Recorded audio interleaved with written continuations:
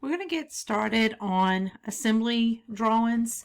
Assembly drawings are going to be an assembly of multiple parts that you're going to be creating.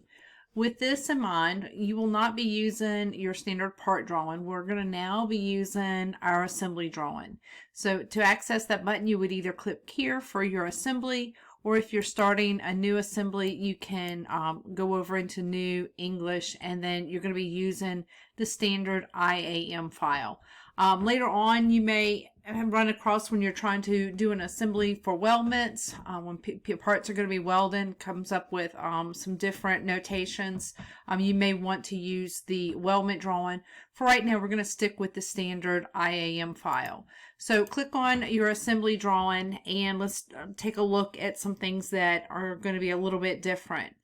So the first thing I like to go over with your assembly drawings is a file management. So I recommend, however you've set up your chapters, if you've got stuff all over the place, then this might be a good time to start a new folder, or if you're keeping everything in line with the chapters, let's go ahead and start a folder that says, that's named the Shaft Support Assembly.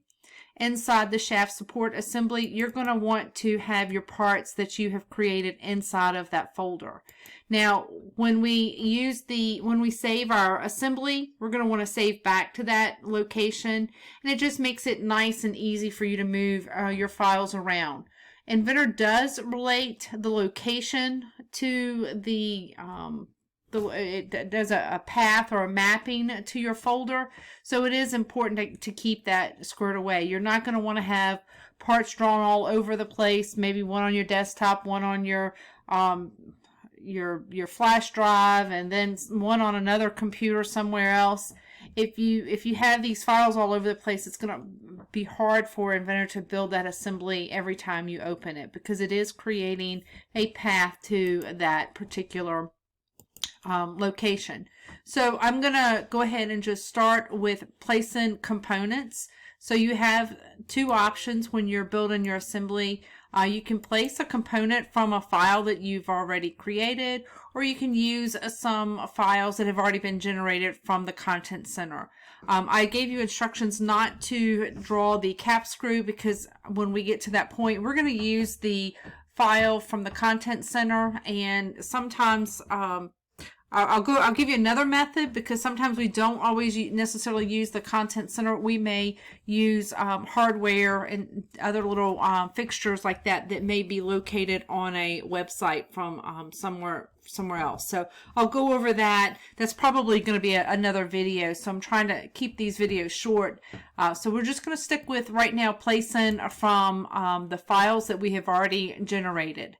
So at this point, you should have already created your base plate, your bearing, and your collar. So I'm going to start by inserting each one of those parts. I'm going to bring in the base plate first. This one is a good one to bring in because it's kind of like my first piece. You can bring in multiple parts. If you bring in multiple parts, you just click, click, click, right click, and hit OK, and that's going to drop those in there. If you don't need 4 base plates, then you can just click on each one of them and delete them. So, just kind of play with inserting your parts, and you may want to do that before getting started on your project. So I'm going to bring in my base plate. My base plate, if you look at this, is bringing in the same orientation in which I've drawn it. That is my front view. Here's my top view, and here's my right side view if I flip that around.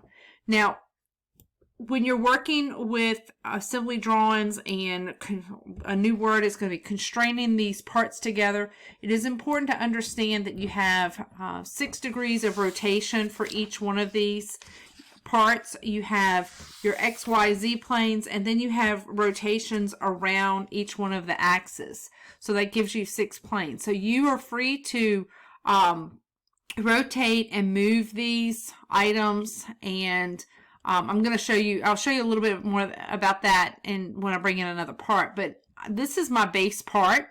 I want this part to maintain in the same orientation with my view cube. So I don't want to rotate this one around. I want this one to be kind of like the foundation for my assembly.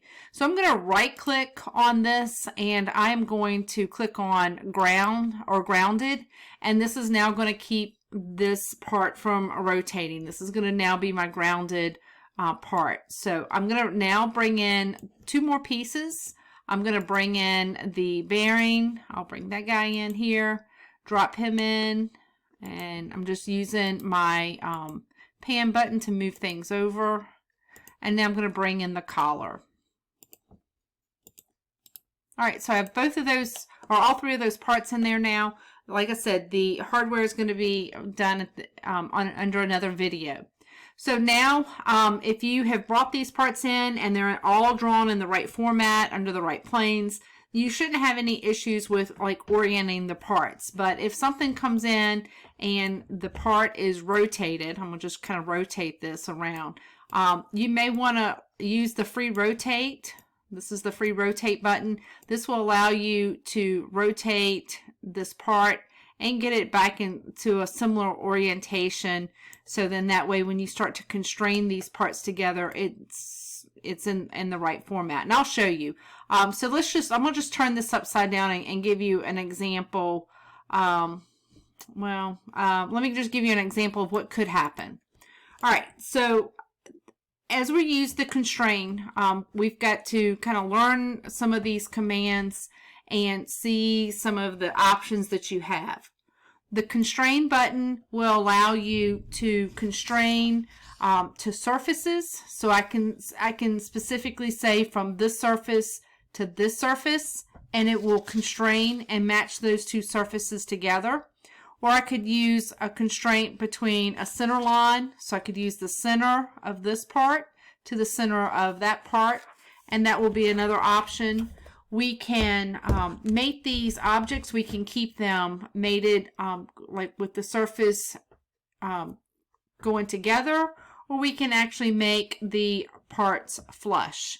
So we have to look at all of these options and understand what our part looks like and how we're going to set this up.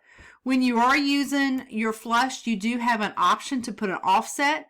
So let's say I'm gonna just pick on this here. I'm gonna pick this surface right here. So I want this surface and this surface to line up. But let's say I don't want that part to be exactly flush or mating and have those 2 materials touching each other.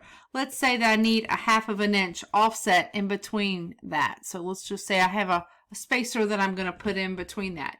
So if I use the offset button, that offset will raise that part a 1/2 inch. So my constraint is saying that we want this surface and that surface to touch, but we want to have a 1/2 inch in between. If you click on your part and you look at your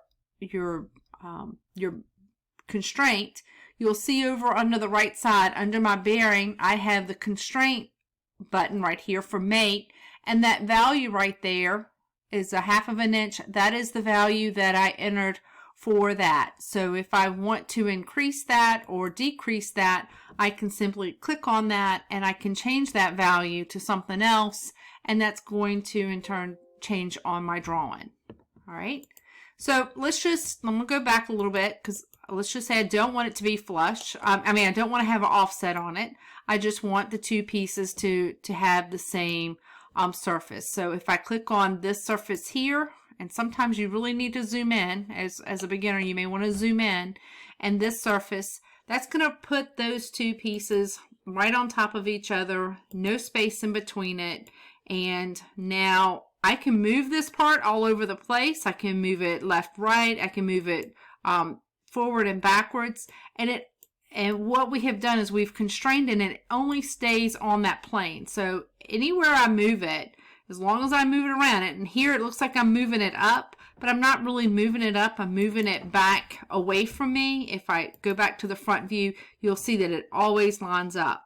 So one constraint does not work to totally constrain this part. We want to constrain it, and this part needs to be fully constrained.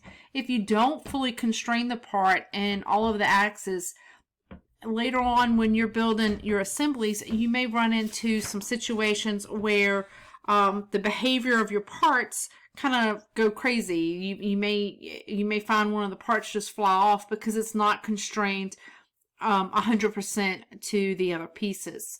So the next step for this is to constrain maybe the center line. So I want this, let's see, if I had these two pieces together, I would never have this bearing operating when it's not constrained to that center point. So it's always got to be constrained to that center.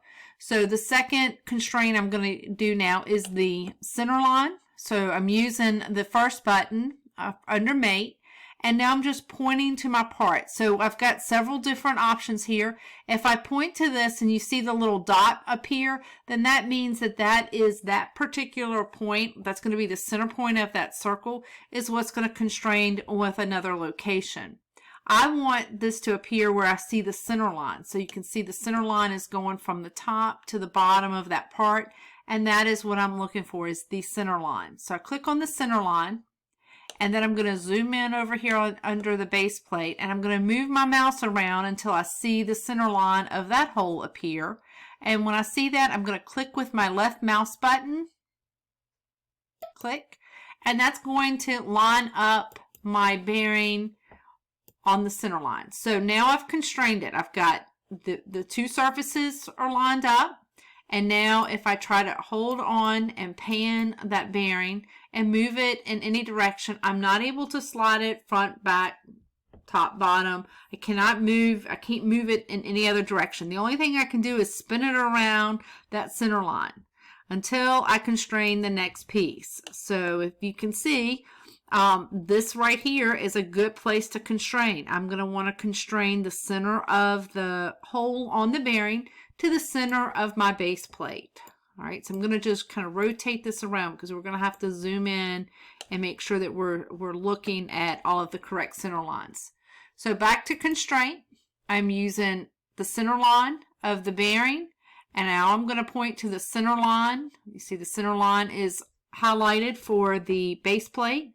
Click on that, and now they have fully aligned. Hit apply, and I can close out of that and zoom out.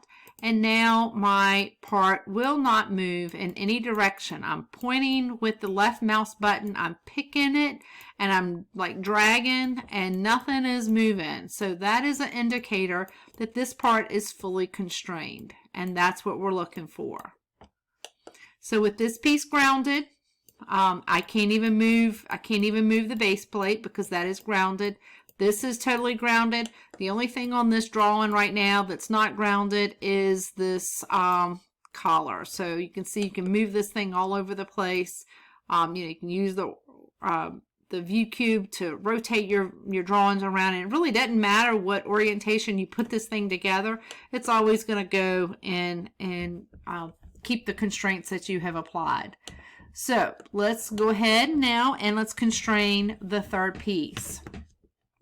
So I'm going to move this collar out, and I'm going to line up center lines, and I'm going to line up the surface to surface. So I like to do those two. Those are usually the easier ones to constrain. There are, you have other constraints where I can show you when we get to that point. You can use an angle. You can use an angle. You can constrain tangent.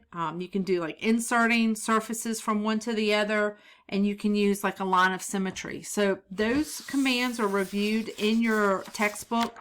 So on your own, I think you should take a little time and constrain a couple pieces, maybe use these, create another assembly, and just play with those different constraints. The more you use these and the more you try the different constraints, the more comfortable you will become with these. So it's good to sometimes just play around with stuff. Don't be afraid to mess up your drawing if you create one that's not the drawing that you want to turn in. So have fun with it, kind of play with them before you try to do your actual assembly for the assignment. All right, so I'm going to constrain like I said, constraining before. I'm going to constrain the center line to center line. Line that up. If I hit OK, watch how I can move that part.